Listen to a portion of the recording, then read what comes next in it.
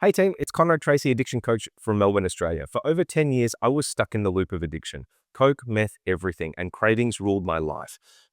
It wasn't rehab that saved me. It was a simple 5-step process that I built and refined during my recovery, and it's helped hundreds of people since then. Today, I'm going to teach it to you. This is real, it's human, and it works. Let's break it down. Now, the 5R system is really, really simple. There's a little bit of alliteration here, which makes it easy for us to remember it. And the 5Rs are this: relabel, reattribute, refocus, revalue, and recreate.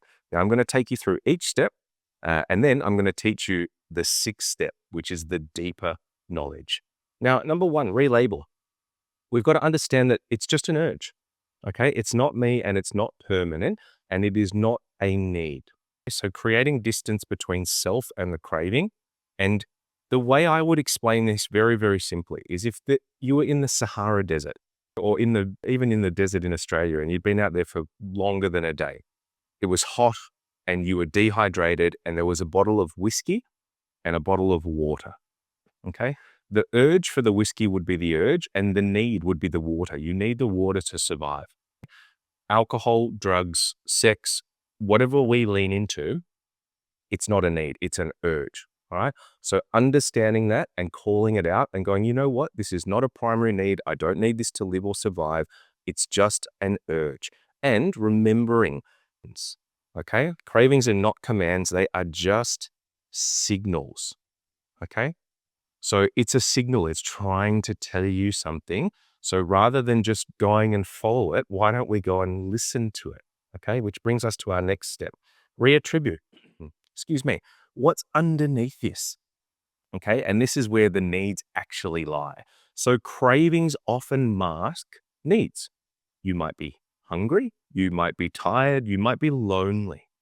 Or you might be stressed, or a combination of all of these things. Okay. When all of these things are happening in conjunction or at the same time, we might call that a lack of capacity, whether it's physical capacity or emotional capacity. And, if you're a bit stuck and you're a bit inconsistent and you're easily triggered, you're going to feel these cravings a lot of the time. So you have to figure out what the core need is, and you've got to go and do that. So instead of going, oh, I feel a craving, I'm going to go take a drug, you go, what am I actually asking for here? What do I need? Am I hungry, tired, lonely, sad, stressed? And if the answer is yes to a lot of things, then you need to go and do the things that help that. So go have some food, go have some sleep, connect with someone, do some breath work, do anything that will help to alleviate these symptoms rather than going for the magic pill, okay, which is the drug or the alcohol, which is very easy to do. And we know it's easy because we've done it 1,000 times before. Okay. So you don't actually need more willpower. You need a system, and you need self-awareness. Okay. So number 2, reattribute. Let's move. Number 3, we're going to refocus. Okay. So we know from the latest peer-reviewed science, and this has changed over the years. Initially, it was about 9 minutes that they think a craving or an urge lasted. And I think recently it came out that it was about 12. So I like to just make sure that we're really safe, and we do it for 15 minutes. Okay. We need to refocus for 15 minutes. It's not going to last all day. It's not going to last all week. And I'll be really frank here. If you can't sit in uncomfortability for 15 minutes, you'll never get this. Okay. So that's the part where people go, you've got to have strength, you've got to have grit, you've got to have determination. And I know on the other side of that 15 minutes, right, is real growth. So movement is really good. A bit of journaling is really good. Connection is the best one. And water, cold exposure, anything that you can do to change your state. Okay. I had a friend, every time he used to get a craving, he used to go and jump in the ocean. Right. I used to go with him sometimes as well. And that was a really good one. You've got to buy yourself time, and you've got to let the wave pass. Okay. So 15 minutes can change the course of your entire day. The best version of this I've ever heard, and I love this story. If you're listening to this in Australia, then you'll know where I'm talking about. So there was a guy really early in his recovery who was trying his absolute best. He was out in Cranbourne, which back then was a rural area. And he was driving his car to his dealer's house. And he's like, you know what? I'm actually going to try and refocus. I cannot do this. He stopped his car in I think it was like 2 a.m., pitch black, next to an empty vacant lot with long grass. And he stopped his car, turned off the ignition, wound down his window, taken his keys and thrown them into the field. So that's real dedication. And then he slept in his car. He woke up the next morning. It did take him around 3 hours to find his keys, but that was what he was willing to do to try and refocus. Okay. So that's the extremity. And I reckon if you do something like the Delta breath, and there's a great training on my YouTube for that, or you manage a state through some cold exposure, or you pick up the phone and talk to someone, that's a better and an easier option that's accessible to you. Okay. You don't have to be so extreme. Now, number 4, revalue. You can only do this after you've done the first 3, right? Because being pragmatic doesn't really come into the picture when you're really craving drugs. Yeah. But if you do the first 3 and you've managed a state, you can actually sit down and go, is this urge aligned with my goals? Okay. I've started on this journey. I know where I want to be and right here. And if I do this, right, where am I going to end up? Here, here, or probably down here. Yeah. So you really have to think about alignment. You have to visualize the cost. Okay. We've got a great exercise in our curriculum called the not to do list. I never want to feel hungover again. I never want to spend money I don't have. I never want to feel psychosis. I never want to destroy my liver and my teeth and my health. I never want to feel that look in my partner's eyes when she knows that I've been lying, right? So this is where you sit down and you visualize the cost of the decision you're about to make and you tap into your why. Why am I actually doing this? Because I want to be happy. I want to be healthy. I want to be connected. I want to be present and enjoy everything that I've worked so hard for. Okay. So let me tell you this, relapse is not random. Okay. It's rehearsed and so is recovery. Yeah. So every time, what that means is every time we feel a negative emotion, every time we feel something we don't want to feel, we run to a drug and that alleviates it.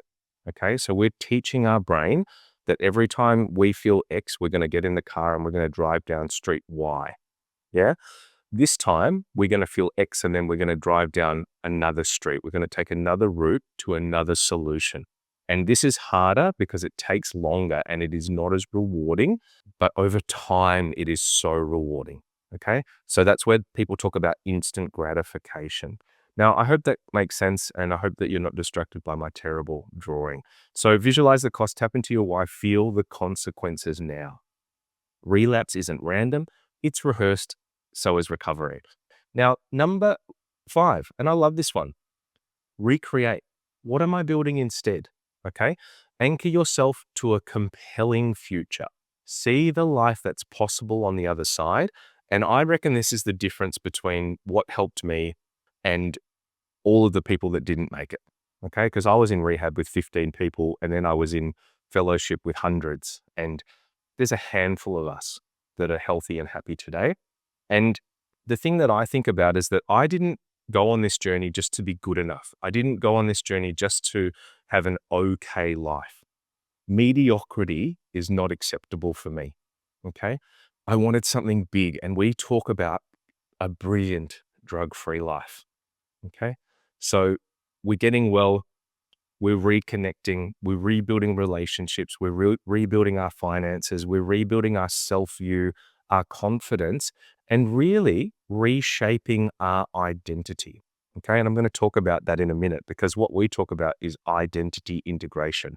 It is so much more than stopping drugs and alcohol because what happens if you're this person and you're covered in drugs and alcohol and then you just remove the drugs and alcohol, you're still the same person, right?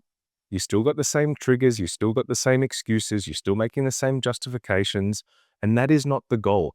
We remove the drugs and alcohol, and then we help you to rebuild your identity, consistency, accountability, routine, community, foundational values, adaptive mindset, real confidence, open communication, emotional regulation.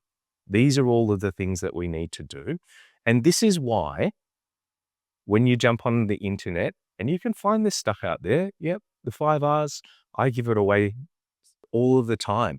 There is deeper work to do. This is the first step. This is a preliminary guide. to get you through your cravings and urges in the real world. And it works, but I'm going to show you the deeper work in just a second. So recreate. What am I building instead?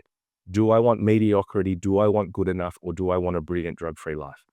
Anchor yourself to a compelling future and see the life that's possible on the other side. Okay. So that's number 5. Now, number 6, excuse me, is reintegration. Now, the thing that is incredibly important is that the thing that's incredibly important is that we don't just stop taking drugs and alcohol. Okay. So in our community, we talk about subconscious integration. This is doing the work on your deep self, right? And it's understanding that we are a person and we are made up of many parts. Okay. And through our life, we've experienced many things. There might be trauma, there might be bullying, there might be abuse, there might be uh, parental issues, environmental issues. Okay. And what we need to do is we need to do that work. We need to stop taking the drugs and alcohol. We need to work on all of the things I discussed before, the values, the mindset, the perspective, the environment, the frameworks, the community, and the connection. And then we need to go and learn about our parts. Okay. And if you're interested in this stuff, it's basically an internal family systems or IFS approach, coupled with our identity integration model. So go and have a conversation with these people and integrate them so you can actually start to build a new sense of identity. Okay. There might be a part of you that's a protector, right? That doesn't want you to go and lean into your past trauma, okay? Because it wants to keep you safe. There might be an argument between these two, right? So sitting down and doing this subconscious integration and creating safety for all of your parts will help you to integrate into your new identity, okay? And I could talk about this for hours, but I just want to introduce you to this, okay? Because this is the deeper work. You are not going to change just by stopping drugs and alcohol. You have to stop, you have to rebuild, and then you have to reintegrate subconscious integration, the identity integration model. And we use a system called the mirror method. So guys, I hope that this has been helpful for you. I hope that this is something that you can take and actually roll out in the real world. And I would love your feedback. So if this has helped, please subscribe and share it with someone who needs it. And if you want deeper support, if you want to come into an incredible community, have the accountability, have the consistency, have the daily feedback, then shoot me a DM or book a consult using the link in my bio. I'll see you next Friday for the next piece of training. And I hope that you're well, happy, and safe.